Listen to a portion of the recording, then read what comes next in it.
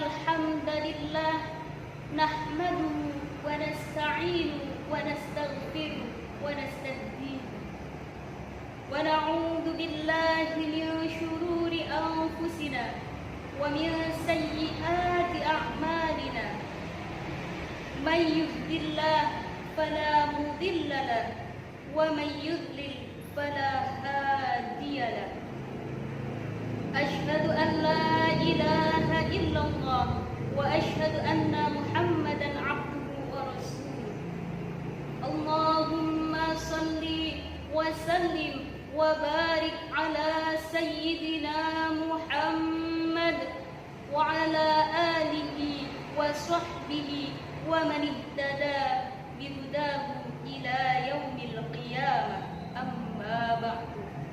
Yang kami hormati Ketua Yayasan Pondok Pesantren Darul Quran An-Nur, yang kami takrimi pengasuh Pondok Pesantren Darul Quran An-Nur, yang kami hormati seluruh santriwan santriwati Pondok Pesantren Darul Quran An-Nur beserta keluarga di rumah.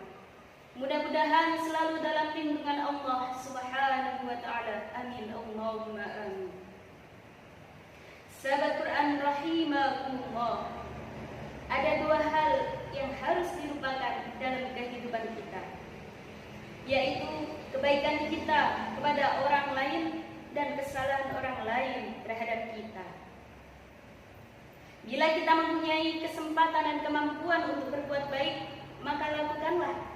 Karena banyak orang yang mempunyai kemampuan tapi tidak punya kesempatan. Dan begitu pun sebaliknya, banyak orang yang mempunyai kesempatan tapi tidak punya kemampuan untuk berbuat baik. Berbuat baik adalah perbuatan yang mulia. Namun mampu memaafkan kesalahan orang lain jauh lebih mulia. Kebaikan akan hilang nilai keluhurannya jika kita mengharapkan pamrih. Begitupun kesalahan orang lain akan membawa berkah jika kita mampu memaafkan. Sahabat Quran rahimakumullah, suka menolong atau berbuat baik harus dengan hati dan niat yang tulus. Karena jika kita mengharapkan puji-puji orang lain, maka nilai kebaikan yang kita perbuat akan kehilangan keluhurannya. Bahkan lebih dari itu, apabila satu mengharapkan balasan dari orang lain, maka akan membuat hati kita tidak terima dan merasa apa yang kita perbuat hanyalah sia-sia. Demikian dengan kesalahan orang lain, kita harus mampu memaafkan dan melupakannya. Karena jika tidak, kesalahan orang lain akan menjadi penyakit dalam batin dan akan melahirkan dendam. Dendam akan terus menghasut hati dan pikiran untuk selalu melakukan suatu pembalasan. Hal ini sangat tidak menguntungkan buat kita, karena banyak energi yang sia-sia terbuang karena memikirkan bagaimana cara membalas kejahatan dengan kejahatan. Bahkan meskipun kita telah membalaskan kejahatan kita, maka itu tidak akan membuat hati kita tenang. Dengan melupakan kebaikan, membuat kita tidak berharap lebih.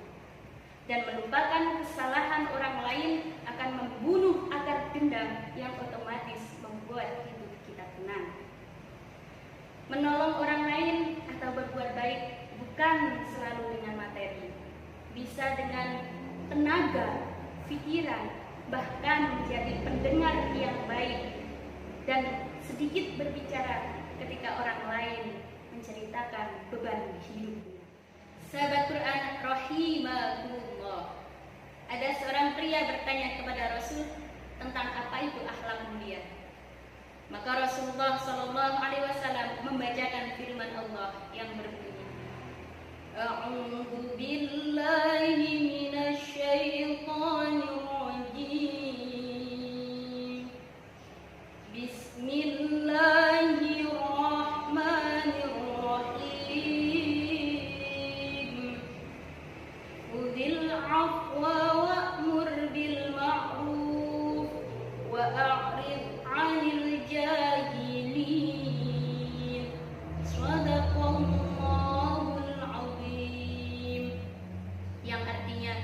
jadilah engkau pemaaf dan perintahkan orang untuk mengerjakan yang ma'ruf, serta berpalinglah dari orang-orang yang bodoh. Kemudian Rasul bersabda kembali, itu berarti engkau harus menjalin hubungan dengan orang yang memusuhimu, memberi kepada orang yang telah kikir kepadamu, dan memaafkan orang yang telah menganiayamu. Allah berfirman dalam hadis qudsi yang artinya Nabi Musa alaihissalam telah bertanya kepada Allah, "Ya Rabbi, siapakah di antara hambamu yang lebih mulia menurut pendapatmu?" Maka Allah berfirman, "Ialah orang yang apabila berpuasa menguasai musuhnya maka dapat segera memaafkan." Quraiti dari Abu Hurairah radhiyallahu anhu. Dalam perang Uhud, Rasul mendapatkan luka di muka dan patah beberapa buah gigi. Maka berkatalah salah seorang sahabat Nabi, "Ya Rasul, cobalah engkau doakan mereka agar mereka celaka." Maka apa jawaban Rasul? Rasulullah SAW menjawab dengan ini, "Aku sekali-kali tidak diutus untuk melaknat seseorang, tetapi aku diutus untuk mengajak kebaikan dan menebarkan kasih sayang." Maka Rasulullah SAW berdoa, "Ya Allah, ampunilah kaumku karena mereka tidak mengetahui." Masih dalam waktu yang sama, ada seorang budak hitam yang bernama Wahsy. Wahsy ini dijanjikan oleh tuannya akan dimerdekakan jika berhasil membunuh paman tercinta Nabi yang bernama Hamzah bin Abdul Thalib. Maka Wahsy mengerjakan perintah tuannya dengan sungguh-sungguh karena ingin merdeka. Maka terbunuhlah paman tercinta Rasulullah SAW. Akhirnya Wahsy dimerdekakan tuannya dan tak lama Wahsy memeluk Islam. Ketika itu Wahsy menghadap kepada Rasulullah dan menceritakan pembunuhan pamannya. Maka Rasulullah dapat menguasai Wahsy dan bisa membalas perbuatan Wahsy. Tapi apa yang dilakukan Rasulullah?